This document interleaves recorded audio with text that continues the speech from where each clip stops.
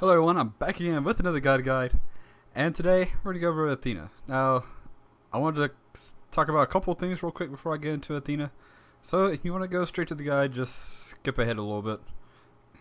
But I know I talked about in that last video I posted that I'm going to try to start doing gameplay with these videos again. But I'm not going to do it in this Athena one quite yet. I might start, I don't know if I want to start doing it like with the actual guide video or just have it as a separate video that I upload the same day. And also, I'm sorry about not posting a video yesterday, but I've been trying to work on some things to make my videos and stuff better. I've been messing around with a few things. So I stayed up messing around with that till about 3 o'clock last night. So, I'm working on it. Stuff's going to get better. I'm going to continue with how I've been doing it for right now until I get it all figured out. But also, let me know when it comes to the gameplay if y'all want to see me do it at the end of the guide video or just have it as a separate video. But for now, we're going to go over Athena. And I'm mostly going to focus on her as a support because she could be played as a support or a solo or a mid or a jungle. So she has quite a varying. She has a lot of different roles she can play here. But she's probably the best at support, and we're gonna go with that first. So, start item. I like to start with Watcher's Gift. You could also do Mark of the Vanguard, but I would only suggest that if you're going to get an Ares or something. Watcher's Gift is a much better start item, in my opinion. And then we're going to start with I usually like to start with tier 1 boots, but you can also start with an active if you want to. You got some options here since Hog has been nerfed. You could also do Creeping Curse, or you could do Blink. I really love Blink on Athena, and I really like Creeping Curse on Athena. But generally, I'll probably just go boots just for the safer option. And you can decide what you need later on in the game for actives. But your choice there. Then, of course, get potions. I like to get 4 health potions, 4 multi potions. And then we go into the build. The core build here is very standard for all supports. Now, as far as shoes go, I usually like to get traveler shoes, and they're probably the best, in my opinion, for support, just because of the extra gold that you can get.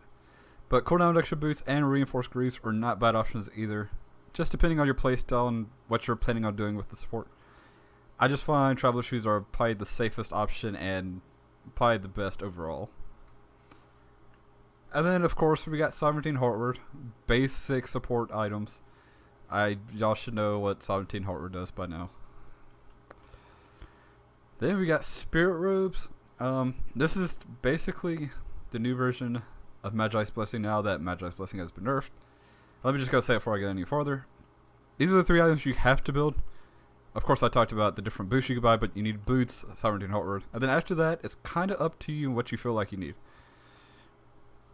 And Spirit Robes is a very good utility item. It gives you a pretty good bit of physical and magical defense. Also gives you cooldown reduction. And it gives you damage mitigation when you get CC'd. Now, the only downside to this item that I liked about Magi's Blessing is that this item does not give you any health. Which kind of sucks that you don't get any health from this item. But everything that it does give you is very good. This is a very good utility item. Then we got Megardium Mill and Hide the Enemy Line. I'm going to talk about both these items at the same time because they kind of fill the same role on your build. These are both very good for enemy teams that have a lot of basic attackers. And that's because Megardium Mill reduces their movement speed and attack speed. There's a chance when they hit you to reduce their movement speed and attack speed. And Hide the Enemy Line just returns a percentage of basic attack damage back to them.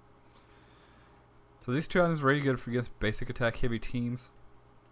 I would probably suggest Megardium Mill a little bit over Hide the Enemy Line. Just personal opinion. I really like Megardium Mill a lot. just because it's a little bit more useful in that it slows the enemy down and stuff that can help your team, catch up with them, or that gives you a better chance to run away from them since they're slowed. It just makes you a little bit more survivable. But either one of these two options are fine. I've used both of these and I've had success with both of them.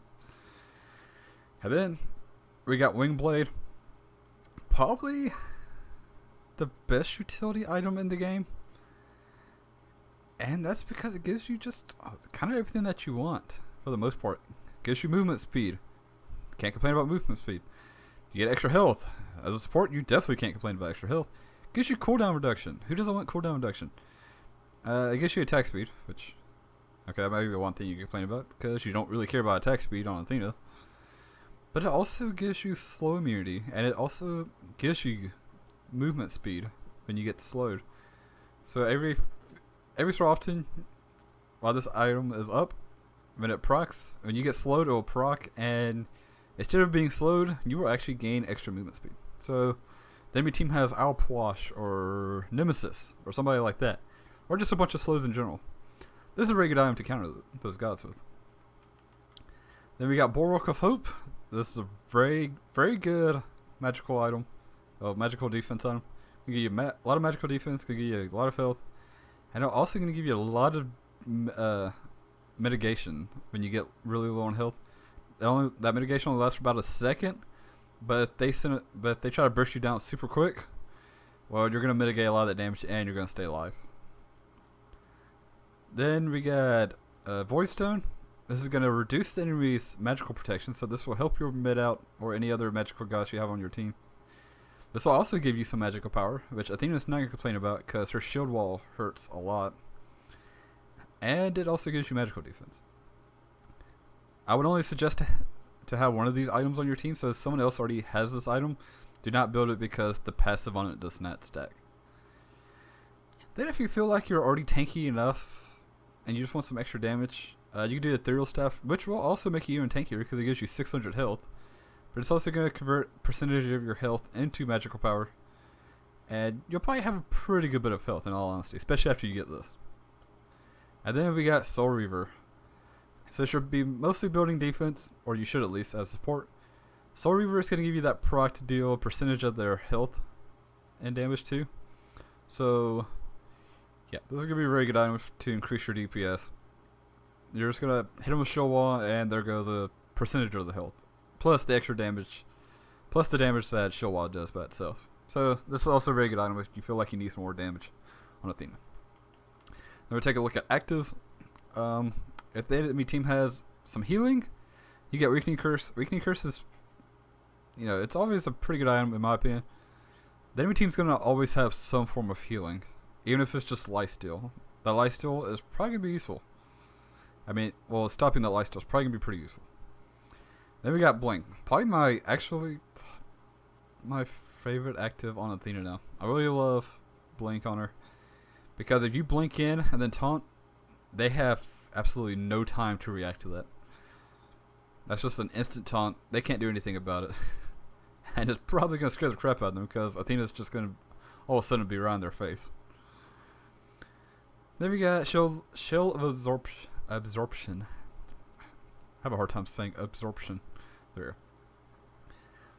But if you feel like your team needs some extra tankiness, this is a very good way to go. Even if this item just adds one extra hit for your team to take, that could be the difference between winning the team fight and losing the team fight. And then we got Heavenly Agility. This is going to increase all healing done, which Athena has no healing. But if anyone else on your team does have some healing, then this will increase that healing, and it will just also make your team really fast. I would usually probably suggest Blink and Shell Absorption, unless the enemy team has a lot of healing, then I would get Weakening Curse. I wouldn't really suggest Heavenly Agility a whole lot, although I think this is a very underrated item, and it's a very powerful item. I just don't know if it's the go-to for Athena all the time. This is probably more of a niche item for very specific situations. So that's going to be it for the support build. And then we're going to take a quick look at mid, solo, and jungle. And since there are so many ways you could build Athena for these roles, you got so many different starts you can start off with Athena. You got many different items you can use for Athena. I'm just gonna go over what I usually build on her because that would be like a whole nother 20-minute long conversation just to go over what items are good for Athena, how to start her, and all that stuff. So I'm gonna go over how I like to play her, and if you do want to know some of the other ways, just let me know down in the comment section, and I'll go over them pretty quickly. Like you could start with you can rush Mystical Mail, or you can start with the damage pot to help you out. There's many different ways you can go about this. But for if you're jungling, I like to start with Bumbless Mask, of course. And if you're playing solo or mid, start with Vampiric Shroud. And then I usually do this. I usually just get tier 1 boots and then buy a bunch of potions. This is going to give you a lot of sustain. And it'll let you stay in lane for quite a while. Then I like to buy boots. Usually like to get cooldown reduction boots. Just because having max cooldown Athena is very powerful with her ultimate, shield wall, her dash, which also slows, and most importantly, her taunt. Because having a taunt every few seconds, that's just stupid. That's just so powerful. And that is why I like to go secondly into Breastplate of Valor. Now, if you're playing mid, I would probably suggest getting maybe Bancraft's Talon or something, just because it's going to give you a lot of extra power, and you'll get max cooldown a little bit later. But this is going to give you a lot of extra power. The lifesteal doesn't matter. You just want this for the power because shield wall hurts a lot. That's all I got to say about that. But if you're playing jungle or solo, I suggest Breastplate of Valor. This is what you should build. Then after that, I like to go Ethereal Staff. And at this point, you should be pretty tanky. You should be in pretty good shape. And you'll have a pretty good bit of damage, pretty good bit of health, and pretty good bit of physical defense. You won't have much magical defense, which is why I don't suggest getting Breastplate, because you'll mostly be going against a magical god in mid. But if you're playing solo and jungle, you're probably going to be going against a physical god, so Breastplate is very good for that. And in other situations, if you're playing solo and they don't have a physical god there, you could also just go straight into Ethereal Staff, which you could also do for mid. You could go into Bancrafts like I talked about for mid. Or you could just go straight into my next item, which is, if I can find it here, Voidstone. Voidstone's going to give you that magical defense. And it's also going to give you magical power, and it's going to reduce the enemy's magical defense. So very good for that. And at this point, this is definitely the core build. This is definitely what I usually go with every game. Of course, if you're playing mid, you could just switch this with this, or get Bancross here, like I've already mentioned. Then, after that, I usually like to get one more physical item, just because, personally, and, well, in all honesty, physical defense is much more important than magical defense. Because towers and objectives deal physical damage to you. So I like to go with Midgardian Mail for that reason. Like I said before, you could also do Highly Enemy Line, but I prefer Midgardian Mail because I think it's just a slightly better item. Then I like to finish off with some more damage, and that's Rotted Tahuti. Because who doesn't want a Rotted Tahuti on Athena? So this is what I usually go with. But of course, there are plenty of other options. Now, let's go over those other options real quick. I feel like, okay, hold on, I'm trying to find some. Okay, so these are a couple interesting ones. I'll go real quick. Obsidian Shard. If you feel like you need more penetration, you can definitely go Obsidian Shard. I don't really think you'd need it, but it's personal opinion because Athena has so many different ways you can build her. And there's not really many wrong ways to build Athena. Also, Polynomicon is a very interesting item with her passive. Because her passive, after she uses an ability, she gets a range attack for her next basic attack. And it also does 25% of her magical power as extra damage. So this will also give you an extra 60% of your magical power as additional magical damage on your next basic attack, which will also be range and piercing. So this is a very interesting item for Athena if you want to go this route. And then we got Pythagoras piece. Pythagoras piece it's a very strange item. It's very expensive, but it gives cooldown reduction, which if you don't have max cooldown, but the way I built, then this is another decent way to go for cooldown reduction, because you'll want to at least get as close as you can to max cooldown. Gives you a pretty good bit of magical power, but you'll mostly get this because you're gonna be a bruiser, so you're gonna be kind of in the fight, and your team is gonna be there, should be there to help you, and you'll mostly get this because of the aura on it for the extra magical power and magical lifesteal. Now I would only suggest this if your team is, if you're the person carrying your team is a magical god, then I'd probably suggest this then. If not, then it's not really worth it. But it's an option. It's very much like Heavenly Agility, like I talked about. It's a very niche item in very specific situations where you want to get this. Of course, Soul Reaver is a very good item for Athena because her abilities do a lot of burst damage. This is just going to increase that burst damage by even more with the extra 100 magical power and the 15% of the maximum health. They're also going to take in damage. And then, of course, we got Ring Blade, the ultimate utility item, as I like to call it. It's another good way to get your cooldown reduction, and if the enemy team just has slows, this is a good way to fight that. Then take another look at defensive items. Bulwark of Hope, I already mentioned that in the support build. It's also still good here. If you want to talk to your support player and ask them about, helping them out in building Heart Word of Sovereignty, just let them know, because Heart Word of Sovereignty, even on solo, mid, or jungle, Athena is still good. Still a very good item, and it'll help your support be able to progress in the build a little bit quicker. Mention Hide the Enemy line is very good. You can also do Hide of the Urchin. This is definitely an item that you'll have to build early, which is why I usually don't use it, because it doesn't fit my playstyle as well, because I like to get max cooldown quickly as I can, but it's still not a bad item. Mail Renewal is actually an item I like a whole lot, and it also gives you cooldown reduction, and I just like it for the passive, just because of the 10% of your maximum health and mana you'll get over the next 5 seconds. Then you get a kill or assist. This gives you, it doesn't give you a whole lot of physical power, but physical protection, but it does give you another 300 health. It's a very interesting item, and I kind of like it in all honesty, but I just don't think it's as good a breastplate. But it's more of a personal favorite item of mine. And then we got Mystical Mail. This is an item that you should build, that you should rush at the very beginning of the game if you want to build this, because the earlier you build this, the more powerful it's going to be. Now, I'm not saying that this is a bad item late game, because it's not a bad item late game, but you're going to get a lot more use out of this if you build it early. Pestilence is a good item to get if the enemy team has a lot of healing on their team. And then the last one we're talking about is Stone of Gaia. This is an item, you're probably going to have a lot of health, so this is going to be a good magical defense item that you can get just for the health regeneration. And it's pretty good for that. This is going to help you with a lot of your sustain. And it gives you 70 magical protection, which is a lot of magical protection. This is also another personal favorite item of mine that I love a whole lot. And then we're going to take a look at actives. Pretty much all these actives will stay the same except Heavenly Agility.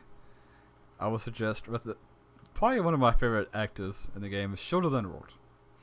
So usually I like to go Blink and Shield of the Underworld, although these other two actives are still very good. I just think those two fit my playstyle a little more. So now that we talked about builds, let's talk about abilities. And first we're going to start with Reach, her passive. Now, as I mentioned before with Polynomicon, after you use an ability, your next base attack will become range, it will pierce through enemies, and deal 25% for magical power as damage. That's really all I'll say about that. When you first look at it, that might seem like a ability, but it's actually pretty good, because you can use Shield Wall to try to clear the wave. Put down Shield Wall, and then just throw your spear through the minions to deal extra damage, and to go ready to clear, especially early. Then we got Preemptive Strike. This is her dash. The only downside to this ability is that it has a charge up on it. But Other than that, this is very good ability for escaping with, and it's very good for attacking with. Because if you hit an enemy god, you're going to get a stack of block, which will absorb the next basic attack. So you hit an enemy god, they try to basic attack you, it's going to do nothing to you. And you're also going to slow them. And you'll also just deal a decent bit of damage to them too with this. Then we got Confound. Athena's best ability, and maybe one of the best abilities in the game. And this is just her taunt. And that's because taunt is very powerful. It's a very powerful ability. Taunt means that if you taunt someone, they had to turn and face you, and all they could use is basic attacks on you. So at max rank, they have to turn and fight you for 2 seconds. And no one's going to want to do that. Because first off, you're Athena, you're a tank, and there's absolutely no reason they should be trying to attack you or focusing you down. And secondly, you can just pull them into your teammates. They can kill them, or if they're trying to attack your teammate, you can pull them off of your teammate, and your teammate can get away. This ability has so many uses. It's very powerful, and it also sets up for your next ability, Shield Wall. Now, when you activate Shield Wall for the first time, you'll place this AoE down on the ground, right where you're standing, and it's going to do damage. And then after 2 seconds, it's going to deal damage again, and even more damage. And the second time it hits, it does a lot of damage. So if you can keep them in it, just the base damage without any of your scaling, if they get hit by both attacks, it's 560 damage. And plus you get 50% scaling on both of the hits too. This ability does a lot of damage. It does a lot of damage. And this is going to be your combo to use Shield Wall properly. You want to preemptive strike into an enemy god. And since you'll be right on the god, they're going to be slowed. You're going to use Shield Wall to get the damage off on them the first time, and then you're going to taunt them to keep them in the Shield Wall for the second damage. And your team should also be on top of them at that point, and they should just be dead. So that's going to be your combo. It's going to be 1, 3, then 2. And then we're going to go to her ultimate, which is an insanely powerful ultimate in Conquest. And this is Defender of Olympus. So basically all you gotta do, you just gotta look at an allied god. You just select that god. You're gonna channel this ability for 4.2 seconds. Then the allied god that you're gonna be jumping to is gonna get 20% damage mitigation. And there's gonna be an AoE around them.